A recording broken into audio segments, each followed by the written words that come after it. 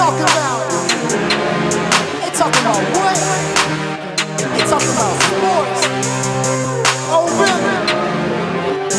Well, this is all. Out on the field, the ball on courts. They wanna talk about sports. They need a resource where they can come talk about sports. They really be talked, but we know the facts. Stacks, yeah, that's where it's at. We the hottest on the map. This is our take on. This is our take on. Yeah, they need a resource. We got you, just make up the choice. Who out here making that noise? This our take on sports. This is our take on. This is our take on. This is our take on. This is our take on sports.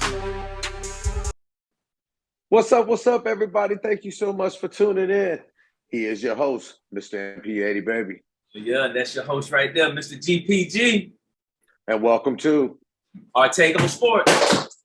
On this sports podcast, we give you the hottest news, information, and everything that's going on in the sports world, man. Keep you updated on everything that just happened in the past. And we're going to dive right into it, man. We ain't going to waste no time. We had a lot of great college football that happened this weekend. And P, take it away, bro. Oh, man, I want to start off with Tennessee going to play those Razorbacks. That was a good game. I know everybody want to start off with Alabama loss, but we're not going to start there. We're going to go right into Tennessee dropping this loss.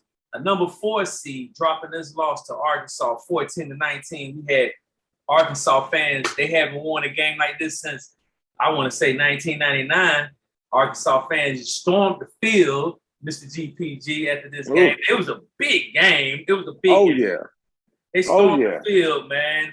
After upsetting this number 14, you had Singletary on the rush for Arkansas that put a nail in the coffin.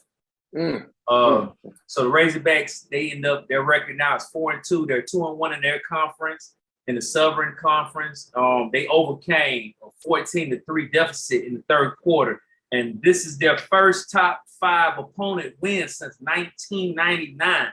And guess who that opponent was that they beat in 1999? Who was that opponent? Tennessee. Oh, my goodness. So Tennessee got to give them another big win this time, and I'm sure they're probably still celebrating. At least the students are. Oh yeah. And the and whatnot. The coach, he's probably moving on to this next week game and everything. Well, matter of fact, they're on a bye. Tennessee got to host Florida this upcoming Saturday and everything. So yeah, along with BAMA lost to Vanderbilt, this marks the first time 2 top 5 seeds now has lost at the same time in the same conference. Wow. So I didn't know that. That's big right there. That's big. Again, it was a big loss for Tennessee, but a big win for Arkansas. Again, Arkansas is on a bye this week. This Saturday, Tennessee will have to see those Florida Gators. I'm going to move on to SMU, Mustang. They went down to Louisville to see those Cardinals. And this was another shocking, who's following the SMU? I don't know. I probably watched way more college than you, Mr. GPG, but 5-1. 5-1. They're not even ranked right now. 5-1. Even though they're in the ACC, we still got to give them big ups. They went on and put down those Louisville Cardinals, man. I got to give it up for Kevin Jennings, that quarterback. He passed and rushed for a career high Saturday. So he gave them that performance they needed to get that big win. Gave them that performance they needed to get that big win, man. When you're using your legs and your arms, yeah, you doing that damn thing. You got to give it up for that boy, man. Congratulations. Big up to that young man. That's right, man. He threw he passed, he completed 21 of his 27 passes for 281 yards. But the guy ran for almost a 60-yard touchdown run. So that was real big, man. So it was a beautiful one-hand catch by Keyshawn Smith. He put up and caught that thing like Odell Beckham. Go back and look at the clips, but that was a big win. And big up again for SMU, 5-1 on the season. Big up. We're gonna move on to Missouri, number 9, Missouri. They went to go see number 25 Texas A&M. Mm-hmm. So this score here was actually 10-41. Missouri couldn't do nothing but 10-41. Levon Moss rushed 12 times for 138 yards, 3 touchdowns. So running back only touched the ball 12 times and ran over 100 yards. I mean, that's a dang on good day. And 3 touchdowns? Yeah, that's 3 a real touchdowns. good day. Oh, yeah, that's a real good day. That's a real good day. Yeah, Moss. After the game, he was asked about the number 9 Missouri ranking, and he laughed before answering, saying Missouri thought they was going to come in and take a piece of cake. He thought it was easy. He said, not today, Mr. No, right. no. Right. Said, no. So, yeah. Hey, man. When you have a day like that boy had, you got a right to talk that smack, man. You can go ahead. You got that right to talk that smack. You went out there and you put that work in. You did the damn thing. You rushed for them 3 touchdowns. You got a right to talk that smack. Talk that smack, young man. I ain't mad at you. Big talk. He talked plenty of trash. So, yeah, Texas A&M, it was 21-0 at the half. So, yeah, Connor, their quarterback, threw for 276 yards. On 22 attempts, he completed 18 of those passes. Yeah, he was a hot boy. It was a big game. He was a hot boy, man. It was a big weekend for college football, so I can't specify that enough. That's why we're giving y'all this tape right now, because we can't just ignore college football. This was a big, I know everybody wants us to go right into Bama, but I had to give y'all some of my notable wins this week. And now we're going to go ahead and go to Bama. I mean, Bama, they was 4-0 going into this game against Vanderbilt. Number 1 team in the country. Number 1 team in the country. They did put down those Georgia Bulldogs last week. I wasn't happy about that. I'm still not happy about it. But I feel like I was given some grace. You see, because that lick back is something serious. Vanderbilt takes down number 1, Bama. And the fans jumped the field and danced and tore down the goalposts. And when I tell you they tore it down, they didn't just tear it down. This was a big win for them. They tore the goalpost down. They carried it about 2 miles down the road and threw it in the Cumberland River. So I mean, that speaks volumes within itself. Right. It's been 40 years since Vanderbilt beat Alabama. So, you can tell that their emotions was riding high on that one. This was a 23-game skid that has come to an end. So 23 games they have lost to Bama straight. Finally come to an end. I watched a little bit of that game, man. Vanderbilt made some big explosive plays in that game. Yep. They did, man. And then when it looked like Bama was trying to make a comeback at the end, they still fought them off. What I'm saying? Yes. They fought them off and scored another touchdown and put them away again.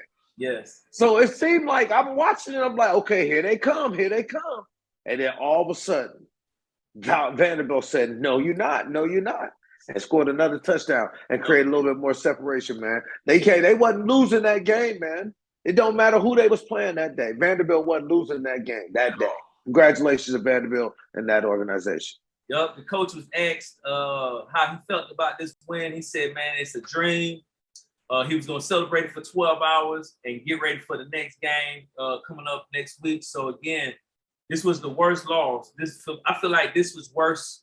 This was more worse than Alabama beating Georgia. I'm just going to say that part. By far. Yeah, Melrose. Yeah, absolutely. Yeah, big. Where does this drop Alabama in the rankings? I saw some kind of low. I saw 7 or 8. I thought I saw him at 7 or 8. I thought it was at 9. It could be 9. I had to go back and look. That's what I thought I saw. But like I said, I'm not the college expert on this show, man. You got to keep me informed on that one. But I thought I saw 9. But you lose to Vanderbilt, you definitely dropping. Oh, that's without a doubt. And since we're talking about it, I got to go ahead and let me find because you hit that on the money. You lose to them. Not saying that that's not a good team, Oh, but man, yeah, you lose to that. You rankings Vanderbilt wasn't ranked. Vanderbilt wasn't ranked. I'm not at all. disrespecting them. You know, Vanderbilt wasn't a ranked team, and you lost to them. You know, so Yeah, you're number one Alabama ranked dropped team. to number 7. Number 7? Okay, Yeah. okay.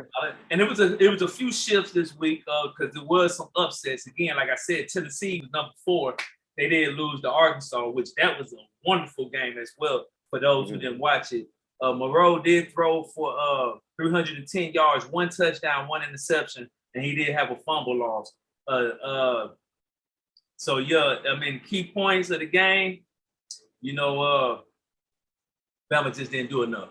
I wish they had played like that last week, but you know, what can I say? But hey man, you gonna get that rematch, man. Oh, man. That's why this college playoffs is coming, man. You gonna get that rematch, man. We're gonna definitely get them, and we're gonna be ready. We're gonna you be gonna ready. get that rematch, man. You ain't gotta worry about it, man. You gonna see them. We're gonna be ready. Other notable losses in the in college and NCAA football. Number 10 Michigan did drop to Washington 17-27. Number 8 Miami barely escaped California 39-38. That was a good tough game. That was a late game Saturday. That was Saturday's late game. And then you got number 11 USC lost to Minnesota 17-24. Woo! Big upset right there, too. That's a big upset. So, like I said, that last Saturday was a great weekend to watch college football. I know a lot of people be having a lot of stuff going on, but I'm one that loves college football, so I'm always keeping my eye on those games. And those was the notable games this week. It was a lot more games, but those were the big games that I wanted to take on, or put our take on, and on transition right on into this Sunday. To these, I guess we transition right into Thursday night football. Absolutely. When the Atlanta Falcons came in there, did what they're supposed to do, made your boys happy and proud again. Talk to me about it, man. Let me know. Let the people know. Talk to me about the Falcons, man. First and foremost, I think our last take, I told you that Kurt, they got to let him go. They just got to let him go. Let him do his thing, man. Let him slang that ball, man. I felt that. I knew that was going to be the only way that we was going to really get up out of there with a win, because I said the defense can't play at that level every weekend, not every Sunday. Not every Sunday. And then we had a short week. This was a Thursday night game, but big ups to the Falcons. Kirk Cousins threw 509 yards. What can I say, man? The man threw 4 touchdowns, and I watched them all. And they all... Fantasy owners, if you didn't have him in, oh my goodness. Oh man, you lost out on them. You lost out on the whole team if you didn't play Pitts, Mooney. If you didn't play none of them, the only person that you might could have got away with was Bijan. The rest of them, if you left Kirk Cousins on the bench, I guarantee you, if you played in our league, he put up 80 points. Yeah, that was a tough one to see, boy. 80 points. But anyway, go ahead, because I'm sorry. I want to throw that out there. I'm glad I wasn't playing against him this week. Go ahead. 80 points he put up. So Kirk Cousins actually did his thing. This was the best form of our offense that I saw all season. Except for the catch that I saw Mooney catch, he was wide open, ready to hit a touchdown. Probably would have sealed the game a lot earlier. He dropped the pass wide open. Well, I elaborated on the last show that Kirk Cousins and Drake London was developing the chemistry that I was really, really starting to like. Now, I don't know if anybody paid attention or was listening to me, but yeah, I called it on the last show. I was like, you better watch them, man. They starting to develop a little chemistry. Now, while Kirk Cousins out there throwing for 500 yards, Drake London had a huge game. Darnell Mooney had a huge game, but Drake London had a huge game as well. He caught double digits receptions, man, and had 170 yards or something receiving. He had a huge game, something like that. Darnell Mooney pitched in with a couple touchdowns. I had another 9-something receptions or something like that. But yeah, man, I'm trying to tell you, Kirk Cousins played for the Minnesota Vikings, man. Kirk Cousins has been in my conference and my division for a long time, man, as a Packer fan. And I done watched this man sling that thing. I done watched him do bad things. I done watched him do good things. But when you get good Kurt, that's what you get from good Kurt. When you get bad Kurt, then it's just bad. Y'all just got great Kurt. Yeah, we did. I call him the whole game I was calling him Captain Kirk. Captain Kirk, can you save us? Because we need we did not need to lose that game to Tampa Bay. And you spoke on Drake London. He did catch the ball 12 times for 154 yards and 1 touchdown. So he did his thing. Kyle Pitts, he caught the ball 7 times for 88 yards. Mooney caught the pass. He caught 9 catches for 105 yards. I mean, the ball was going everywhere. All over the place. If you haven't had a catch all season, you should have been on the Atlanta Falcons team this past Thursday. Because I guarantee Kurt would have got the ball. I'm going to tell you this now, and I'm no disrespect, they did their thing. Baker Mayfield done ball, man. I mean, I'm not going – they did. They came in there, man, but it wasn't enough. But I told you Mike Evans was dangerous. I told you Chris Godwin was dangerous. I'm glad it wasn't enough because I picked the Atlanta Falcons to win that game. I picked the Atlanta Falcons to win that game. I knew it was going to be a battle. I said this is a heavyweight battle. And that's exactly what it was. So if you missed that game, you missed a good one. That was a good one. So far, that has to be the best game of the season. And I'm glad I watched it. I didn't get frustrated and cut it off too early. Because you know how it can be, man. You know how. Yeah, absolutely. But yeah, like I said, those were the notable stats in that game. Again, Tampa Bay did lose 30-36. Atlanta did move on to the top of the NFC South. If you don't see those Dirty Bird flags flying in the back, you know what time it is. We're number 1 in the South. We're taking over the division again, huh? We back at it, baby. We got Carolina this week. I love that. I love that for them Falcons. Carolina, bring it on, Carolina. Bring it on. It should be a nice little practice scrimmage game for y'all. So we need one. I mean, dog, let's just be real. Don't go in there. Don't let that just go in there and play a game. Don't let that sleeper, you know what I'm saying? But yeah, go ahead. So but go ahead. Yeah, so I'm going for them. So yeah, we definitely have Carolina next. So we definitely not going in there slipping on Carolina, and then after that, we'll be back at home against the Seahawks. So that's another tough game. Again, these first 5 games been tough. We get a light one. I don't want to say light, but we get a lighter one this upcoming weekend, and then we got another tough one against those Seahawks. At least we're not going to the 6-man. They got to come on out here and see us here in the Mercedes-Benz Stadium. So big ups to those Falcons, man. You know, everybody down here, we root for y'all. It's a lot of bandwagon fans, so we ain't going to talk about them. You know what I'm saying? Y'all don't believe yet. Do you believe? Nah, y'all don't believe yet, so we're going to move on. Will you come on, man? Look, man. Look. Don't, all right, now. I'm giving it up for your Falcons now. But my Packers, we still here. Now, let's go. Now, we got a whole bunch of games to get into. Let's go. Let's go. We're going to get into the next game, which was a good game. Minnesota, they went to see those Jets. Minnesota, they are now 5-0. Justin Jeffries, even though they did win this game, they locked Justin Jeffries down. He was so frustrated on the sideline. I saw him and Sam Donald over there having some heated conversations. But defense for Minnesota outplayed the Jets. You said it last week, and how many times did you see Aaron Rodgers on his back the following week? Well, I think I counted him on his back more this time, this past Sunday than last Sunday. He threw 3 interceptions too, and one of them was for a pick 6. So I watched that game early that morning. Let me tell you something about that game, man. The New York Jets can't run the ball. And if you can't run the ball, everybody know that makes you one-dimensional. And the one thing about the New York Jets is they're too old school as far as their offense, man. Their offense has no motion. Their offense has barely any play action. Aaron Rodgers loves to do the slant route, and everybody knows it. And that's exactly how that linebacker was able to jump that slant route and take it back for pick 6. Their defense, man, is trying to hang in there, man, but they're giving up silly penalties. Sauce Gardner was out there giving up silly penalties early in the game. Then he got hurt later in the game, and then he was able to come back, but it was too late by that time. But I watched a little bit of that game. I'll give it up for Minnesota, but the one thing I want everybody to keep an eye on is this. I'm a Packer fan. That's right. Aaron Jones suffered an injury in that game. And when Aaron Jones suffers them leg injuries, that makes that Minnesota Vikings team one-dimensional.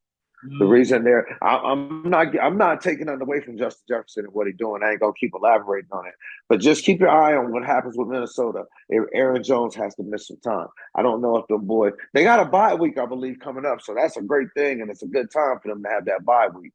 But if Aaron Jones has to miss some significant time and they're not able to run the ball, and then you're able to drop back into coverage, Minnesota might have take a couple L's. Detroit's on their schedule next too.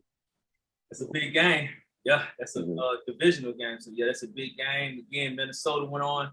They're one of the only it's only a few undefeated teams in the NFL still, and Minnesota happens to be one of them. So big up to them.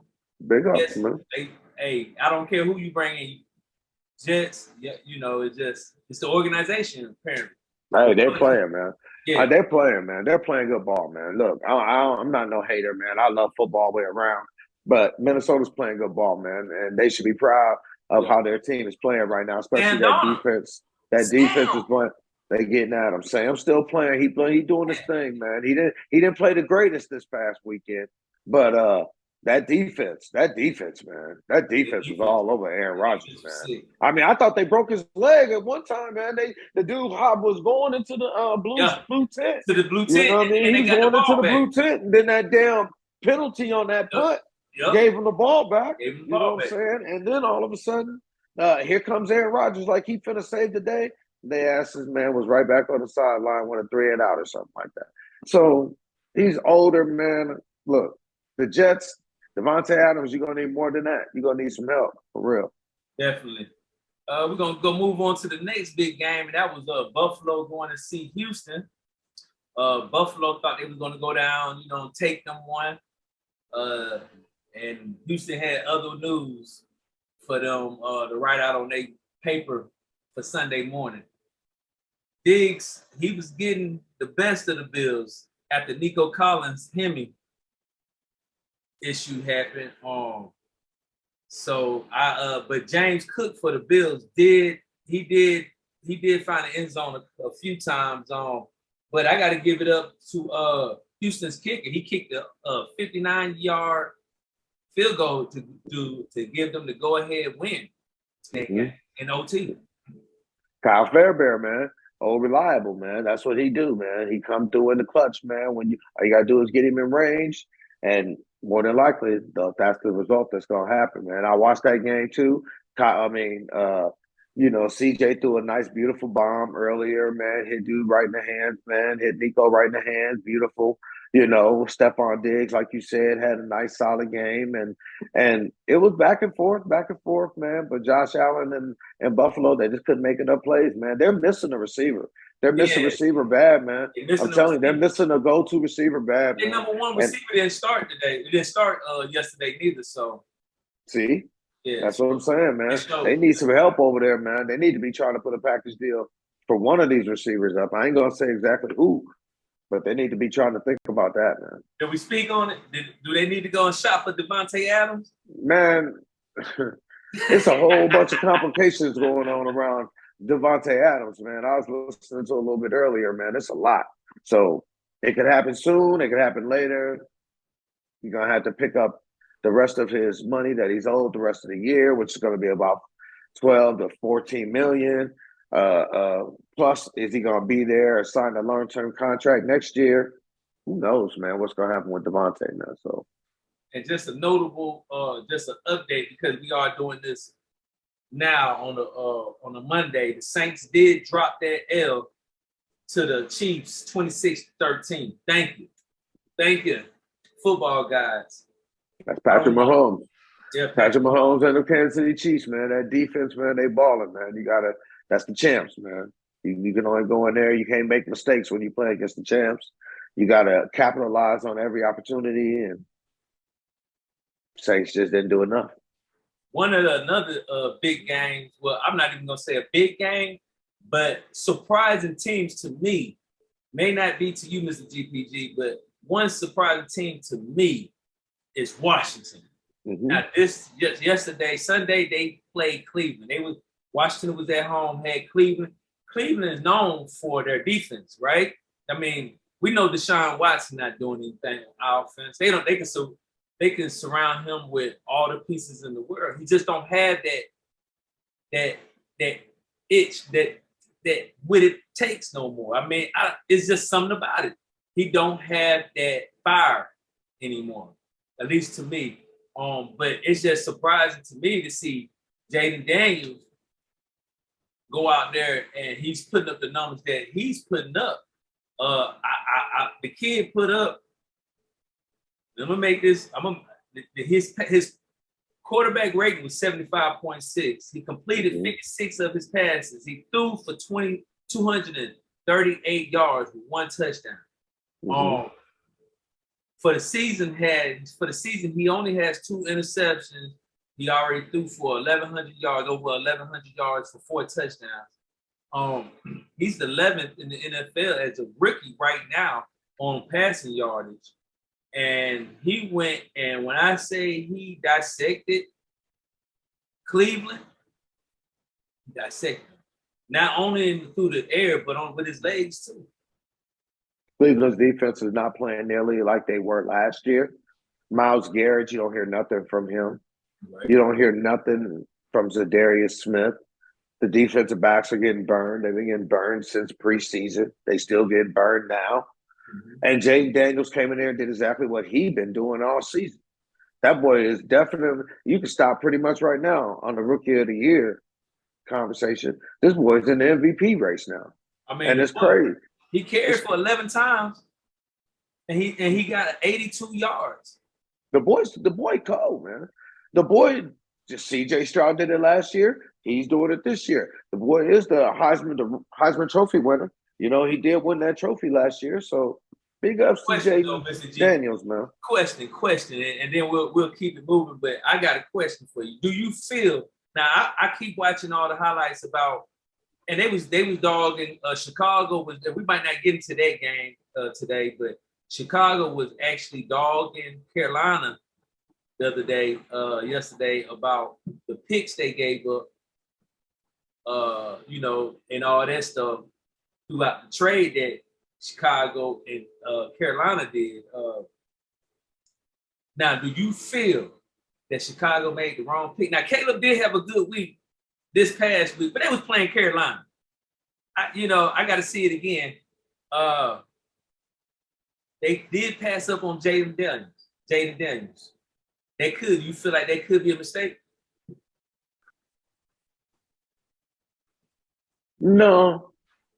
I mean, Caleb is okay. You didn't know Jaden was going to pan out like he is, I don't believe. I believe Chicago won that trade over Carolina. I mean, you know, but I don't care nothing about Chicago, man. I believe they won the trade, and Jaden is happy where he is. Caleb is happy where he is. He's learning his receivers. They had a scrimmage game against Carolina pretty much yesterday. You know, I hate to say that against Carolina right now, but that's what they are. You know, Bryce Young got a little bit of PT at the end of the game. But no. They did have 3 backs that scored for Washington yesterday, so that was a big up. So we're going to keep it pushing because we only got about 10 minutes left. We're going to get to the Ravens and Cincinnati. There you go. That was There you go. Talk to me about that. What you see? Oh, my goodness. That was a good one. Cincinnati's defense is trash, man. Cincinnati's defense is trash, man. And let's put Cincinnati's defense is playing like trash right now. That's what it is. They got good players, but they're playing like trash right now. Joe Burrow is out there slinging that thing, and owner, I don't know what the hell you waiting on. If you don't sign Jamar Chase and T. Higgins to them long-term extensions, I don't know what you thinking. Boy, that's him, Joe Burrow, and that's your trio right there, man. So big ups to what Cincinnati was trying to do. But Lamar Jackson is the MVP of the league for a reason. He came out there and he made a spectacular play, good pass in the end zone to Isaiah Likely for that touchdown. He's always a threat with his legs. And then when it got into overtime, godly, King Henry going down the sideline. What can you say? What can you say? Was that not beautiful? It was beautiful, man. And then they still had one of the most reliable kickers in football, Justin Tucker. I mean, he sent it into overtime. That was a beautiful kick. Aimed it out and then brought it right back in. That was a beautiful kick, man. So big ups to what Baltimore did. Here they come. Here they come. I'm going to say before we move on to the next team, Jamar Chase did have 10 receptions for 193 yards, 2 touchdowns. That was a big game for him, but just not enough. Like you said, defense wasn't hitting on anything yesterday. And we're going to move right on along to this next game. Let's get into your game.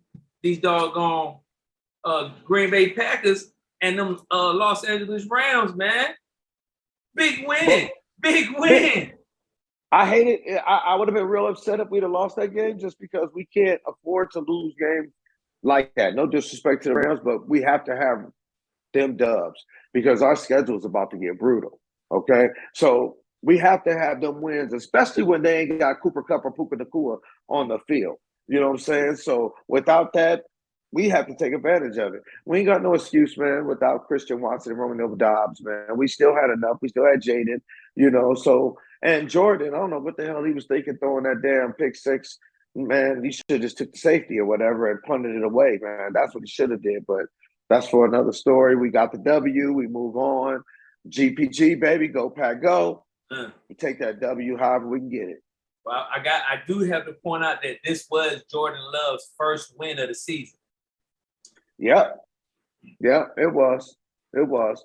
He played in, 3 games, and he's 1-2 right now. So let's see if he can build on it. The last week, he was coming back off of that injury. And, he played pretty good in the second half. His first half was terrible. Second half, he played really good. And then the first half of this game, he played really bad. He came back in the second half and played pretty good. So if we can just get him to play a complete game, and get my receivers back. We'll get Romeo Dobbs back this week, and hopefully Christian Watson will be coming back soon. I want to get back to full strength, and I believe we'll still get with anybody in the NFL. Y'all move on to be 3-2. Rams dropped to 1-4. So big up to Green Bay Packers. Big ups, GPG, baby. Man, y'all right, yeah. With y'all in second place in the division right now, right? Man, our division's so stacked, man. Our NFC North is the toughest division in the NFL by record-wise. You got Minnesota at 5-0, Detroit at 4-1 or something like that, and us and Chicago both at 3-2. Everybody's over 500. The only team in the NFL with every team that's over 500. Yeah, that's a tough division. Y'all divisional play. We're gonna move right on into these Giants and the Seahawks. I want to we're not gonna spend too much time on it. But the Giants did beat the Seahawks, did put an L to the Seahawks on 29-20, the 4th longest fumble recovery and return for a touchdown in NFL history for 101 yards. Did you get to see that?